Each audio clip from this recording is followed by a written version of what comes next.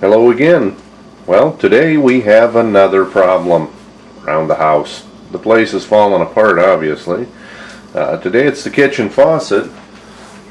What has happened is the hose has sprung a leak and was pouring water under my sink. Upon checking with the manufacturer of the Price Pfister faucet, I was told that it would cost $40 to have a new hose sent to me, and unfortunately the faucet just isn't worth the effort. So we're going to replace the faucet today and put in a new Hansgrohe faucet and get rid of the likes of the Price Pfister. So the first thing we got to do is clear out the clutter and empty out the cabinet so we can actually get underneath of the cabinet. Just clear everything completely out. That way you don't spill water on something. You don't have a bottle fall over and pour something out all over the place. So we're going to clear that out. Alright, we're all cleaned out underneath the cabinet now, so we can get to the plumbing and to the bolts that actually hold the faucet on. We're going to get some light and we'll get the camera in there so you can see what's going on. So the first thing we want to do is locate our shutoff valves. Should have one for hot and cold. Get those shut off.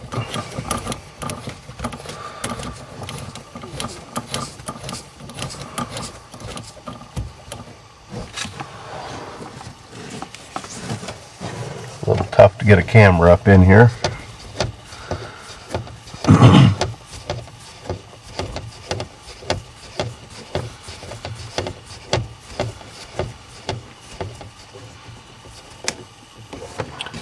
Got the water shut off, then we'll go back topside.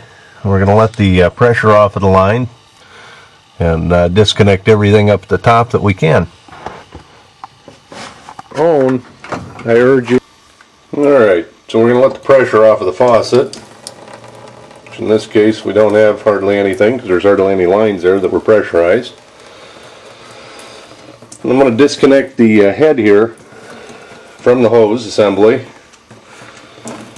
Going to let that hang down there in the sink and drain out. We'll go back underneath and start breaking the pipes loose here. For this part, I'm going to recommend you put a towel down to once again catch any water that comes out. We're going to be taking the main water supply lines off here in just a moment. So basically we're going to want to find the main inlet water line, which we have up here. This is our hot water inlet. And we're going to remove the nut right here, which is going to take this line loose. We'll have one back here on the cold water side as well. Right back here. And we'll take that one loose as well. That lines broke loose. We're going to take them all the way off and get them off of the faucet as well, which will be up here.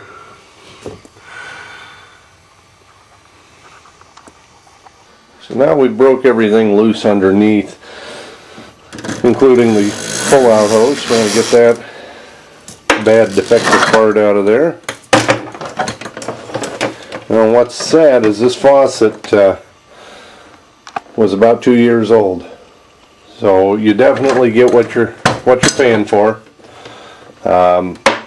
Unfortunately, you know, I bought it cheap and now I'm replacing it. So the new faucet's not so cheap, but hopefully we will have better luck with it. Alright, so got our hose out of there. Now we have one more connection underneath of the sink that we've got to break loose. Alright, so we've got basically one more connection down here. And unfortunately I can't hold the camera and do this, but you see those two Phillips screws there. Those have got to be released. And then basically we can unscrew the clamp that's holding the faucet into place. So we'll get that done here real quick. Alright, so we got the clamp assembly out now. And basically that just threaded onto a main shaft and those screws or to tighten things up. So now the faucet can be lifted out of the hole. And as you can see, that's where the clamp was threaded onto.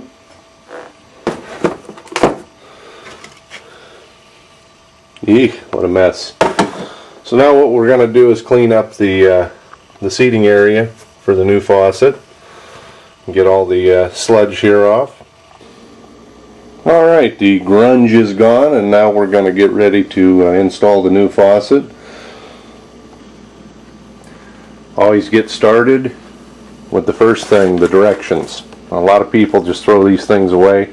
They're in there for a reason, so go through the directions and acclimate yourself with your new faucet. It'll help you know where all the little pieces down here need to go. So the first thing we want to do is put down the mounting adapter, which basically takes a single hole faucet and makes it a 3-hole faucet. The newer faucets have gaskets underneath of these, so the need for plumber's putty is going away. You can still putty them if you want, but the seal is here for that reason, so you really don't need the plumber's putty. So we get that set in there. Going to take our new faucet and feed the supply lines down.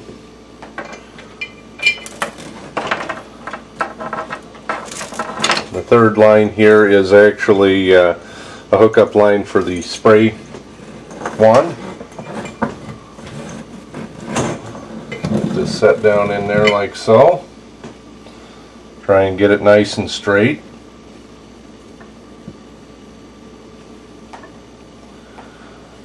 And then we get to dig into the box and find the same pieces that we pretty much took off the other faucet. This is a spacer assembly that goes underneath to help hold the faucet tight, and basically another threaded fitting here with the I see we have flathead screws. Going to have to change screwdrivers. So we get to go under and put those on. So you're going to take these pieces here, slide them over your supply lines, and just put everything on there all at once.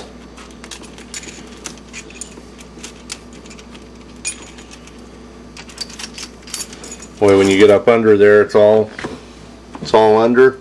All you got to do is slide it over your threaded fitting and start tightening things down. Alright, so we're under here tightening this main ring up, and this is what holds the whole mess to the bottom of the sink here. Keeps everything tight.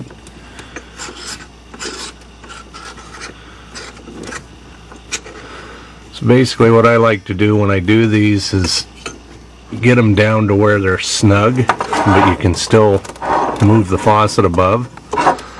That way we can go up and straighten the faucet, and then what we do is we come back down with our screwdriver and we tighten these screws here up, and that'll tighten things up without moving anything on the top. And as you can see, our faucet's all out of whack now. Not square, but we can square it up now. And then go back down with our screwdriver and tighten those two screws, and it won't move anything up here on the top. Alright, we're all tight down below. Now we'll get our hose in place here. Alright, so we're going to put our hose assembly in.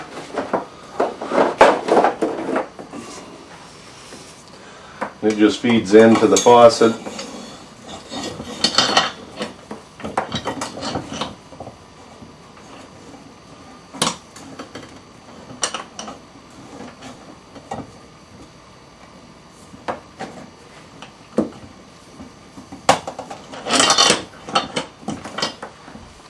On these longer spouts, you may have to actually pull this assembly out to get that fed down through.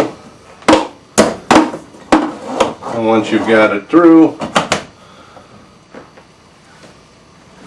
then we can connect on the bottom. So we'll go back down underneath the sink now and finish up our connections down there and give this thing a test run. So now what's left under the sink here is to tie on our water supply lines, connect our spray hose to the main discharge, and put on the weight. And if you've ever had a pull-out spray faucet that doesn't retract, odds are the weight is either out of adjustment or somebody didn't know what it was for and they just tossed it. It's about a pound weight, and what that does is pulls the hose back down inside. So we're going to get under here and tie our water lines back on. Before we hook those on though, something to keep in mind. Most of the faucets now are coming with the hoses attached to them, the inlet hoses. These are compression type fittings. Do not put any pipe thread compound on those or you'll cause them to leak. So you got a little rubber gasket on them, and so if you get anything in the way of that gasket, you'll cause that to leak.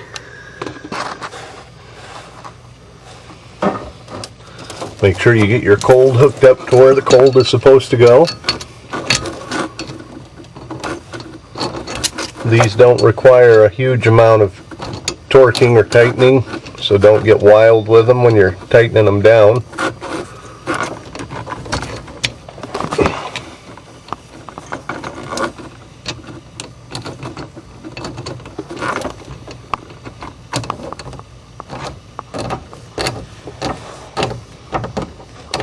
What I like to do is tighten them up, just put a wrench on them slightly, pressurize them. If they drip a little bit, tighten them up a little more.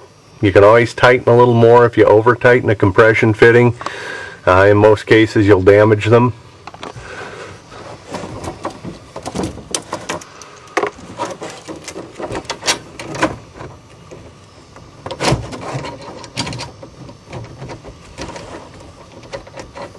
And they thread on nice and easy.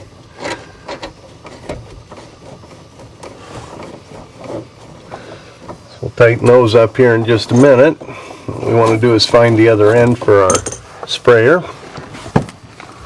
which we've got here. And they're making these pretty easy nowadays too, where you just push these two ends together. You get a little click out of these, and I'll have to use both hands to do that, and it'll be locked in place. The last thing we need to do under the sink is put the split ball weight on. And basically what we're going to do is grab a hold of our spray hose line. What we want to do is go up just a little bit from the loop. What that's going to do is keep a constant downforce on the hose, which will help retract that hose back in when you're done using it. And basically these are just screwed together.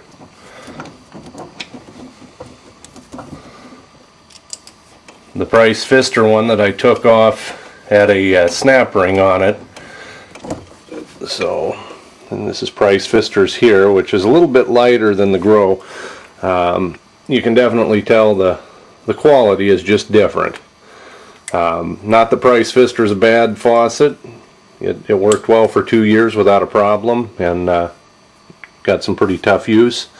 But the Grow seems to be a bit stronger. We're going to go back up top side here, and with the weight on there, what we want to do is check and see if that pulls back in, which it does. It's very, very easy to get along with. Drops back into place. So make sure the faucet is off. We'll go back down and turn our water on and check for leaks. Alright, water's back on. We're going to give this thing a test. And it looks like we got water. Check the cold. Make sure we got it hooked up proper. Check our hot. Make sure that's hooked up proper. And let's check our sprayer. Very nice. That'll keep the wife off your back. Oh wait, I don't have a wife. So we're going to take one more check underneath of the sink. We want to make sure that the pipes aren't leaking. And from everything I can see here, looks like we're doing real well. Not so much as a drip. So that is changing your kitchen faucet out the redneck way, without a plumber. If you guys have any questions, give a holler. Thanks for watching.